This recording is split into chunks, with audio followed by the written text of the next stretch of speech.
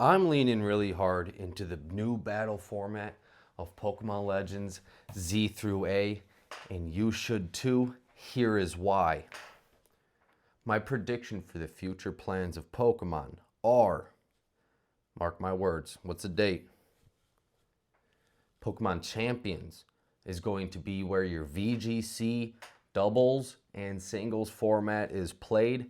Pokemon Legends Z through A will be the new format going forward, I believe as soon as Wind and Waves. There's a reason they introduced it in Legends Arceus. There's a reason they're introducing it now as the in-between game. You can see that they put time into the battle format. The rest of the game, that's not what we're here to talk about. If you want to hear people talk crap about the rest of the game, my last video did that, and everyone else is doing that.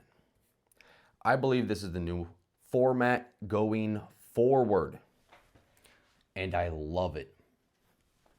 It is the perfect mix of Pokemon Go, cooldowns, real-time battling, and turn-based planning, plotting, methodical IV, EV spreads of the VGC doubles format. I was playing through the game, hated it, all the way up until hour 25 when I started going, I wonder what the battle format's going to be like. I'll try to put a image here if I have it saved somewhere.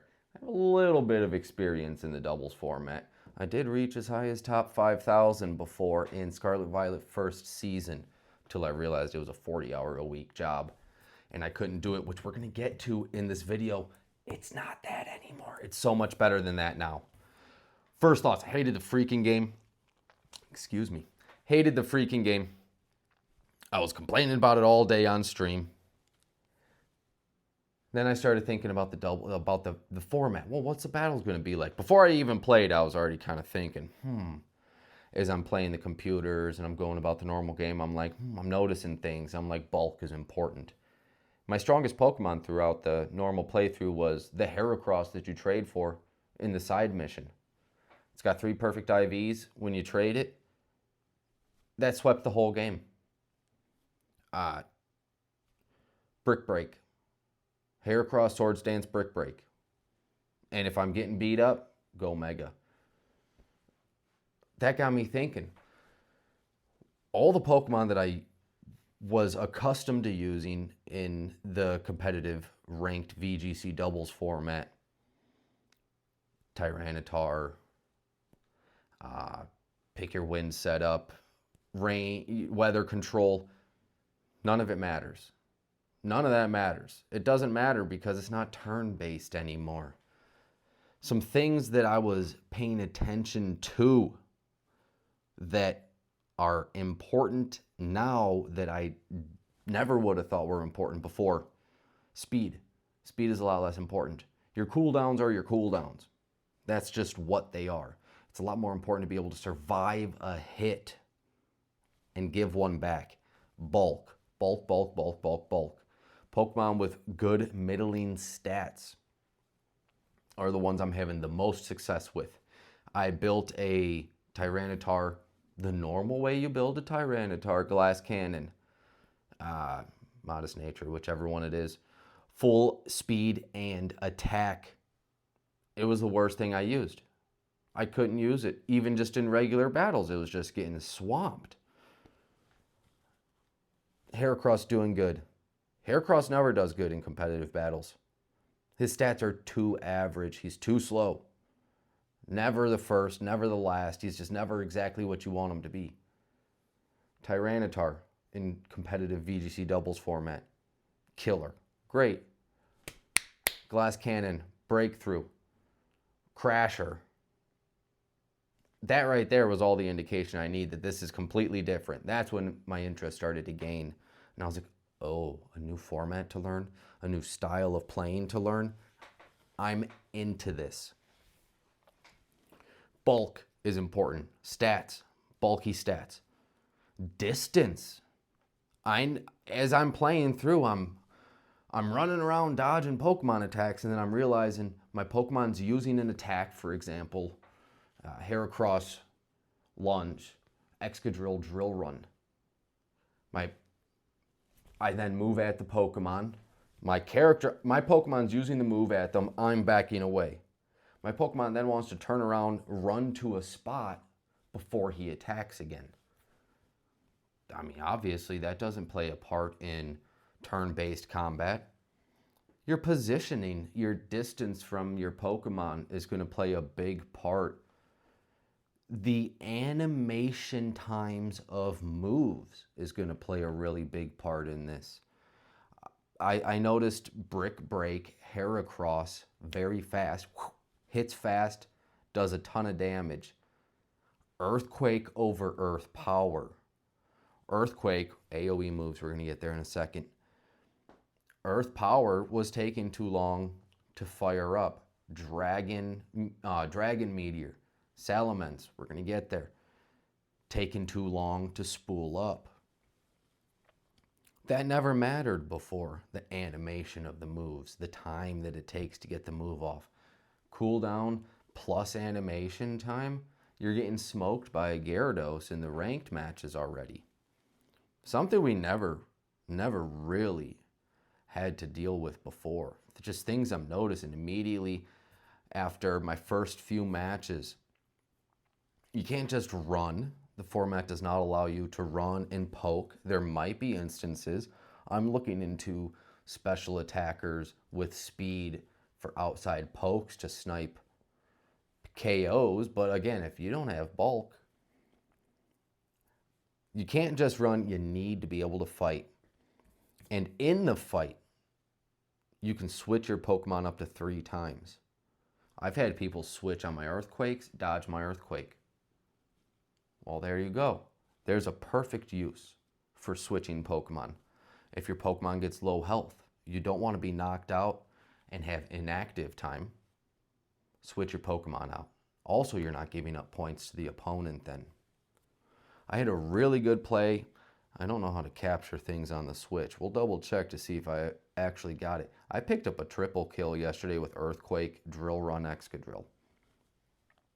Drill Run in, Earthquake in the area, boom, boom, boom, boom, triple. That's huge. That won me the game right there. 3 KOs in a row. There's no way to remove points. So now those people have to each individually get 3 KOs right there just to catch up to me. Area of effect moves I think are going to be big. I've seen Earthquake so far demolish everybody. Excadrill, Swords Dance, Earthquake is taken out. Not quite the Sylveons, but it's taken out the Gardevoirs, it's taken out the Swamperts, it's taken out even the Meganiums are taking a good chunk out of them. Area of effect moves, we're seeing Surf. Surf, it's wide, it moves you. These are all things we never had to think about before. And this is why I love it. This is why I'm having such a good time and I can't stop playing the game. It's all I can think about. Current team that I'm using right now, I caught a Alpha Machamp that I then hyper trained. I've got a Salamence, Alpha Salamence that everyone can get. I think it's Wild Zone 18. Hyper trained. Mine had Earthquake. Oh, that's the luckiest thing in the world. And then my third Pokemon, I've been using Excadrill. Those 3 right there have really good coverage. Excadrill with his Ground Steel is taking care of any Gardevoirs, Sylveons, Clefables that are coming out. Machamp, Alpha Machamp had Ice Punch. There you go. There counters all your dragon types right there. Power Up Punch, Ice Punch, boom, boom. They're both so quick moves that it's working out super, super well.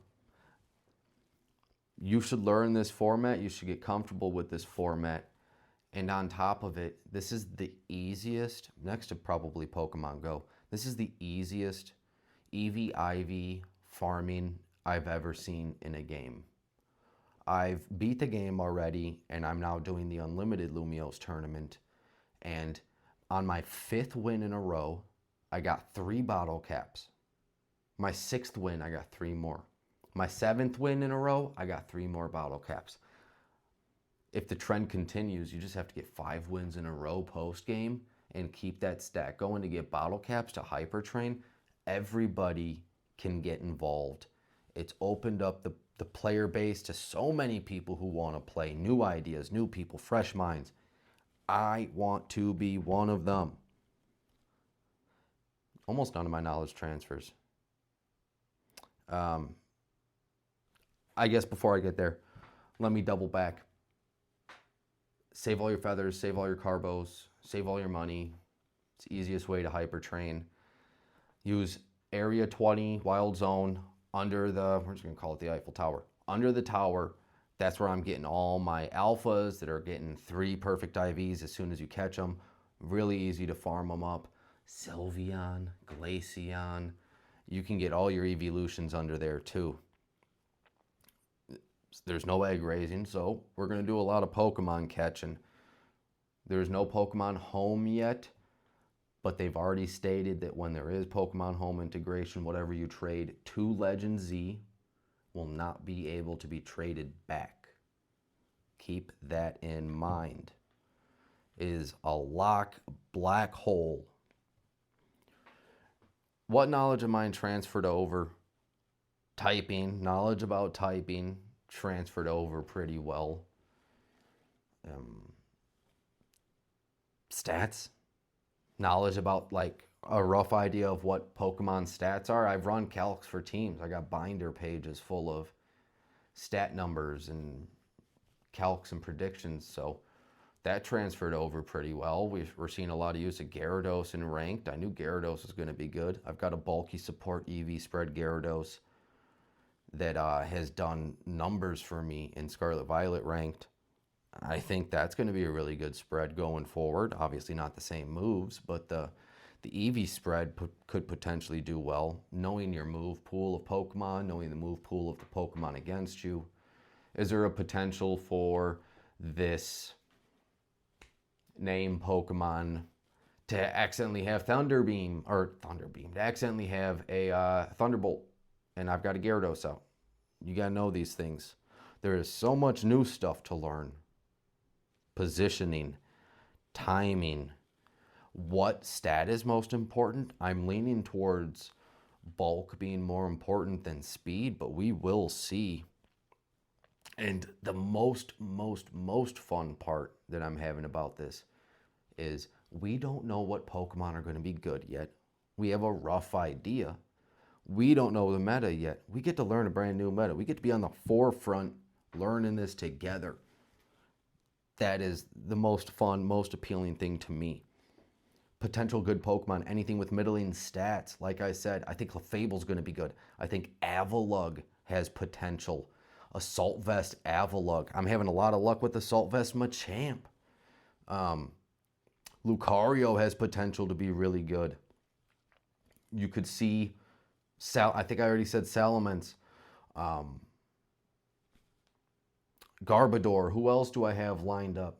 Fairy type is going to be really strong just looking at the Pokedex. Sylveon is going to be very strong. Potentially Glaceon is going to be very strong. Garchomp, no matter what, Garchomp is always good. Gyarados, no good electric types, so screw them. I'm noticing Venusaur isn't very good, just based on the move pool. I thought based on stat spreads, Venusaur would be a huge pick. Not very good. Look at Blastoise. Blastoise is a better pick. When you don't have a strong electric type, what do we lean towards? Strong grass types. And ground types. Ground types are stupid strong so far. Before I make this video too long, that is all my first impressions. If you want to grow and build together going forward in this Legend ZA ranked, please follow, like, comment. This is something I'm just having too much fun with. I can't leave it alone. I also sell Pokemon cards live at 5 Thursdays and Fridays on TikTok, 5 Central Time, if that's something you're into. You never know what's going to be here. Stuffle, just to show off. I have cards. Thank you so much. I will make another video soon. Take it easy, peace.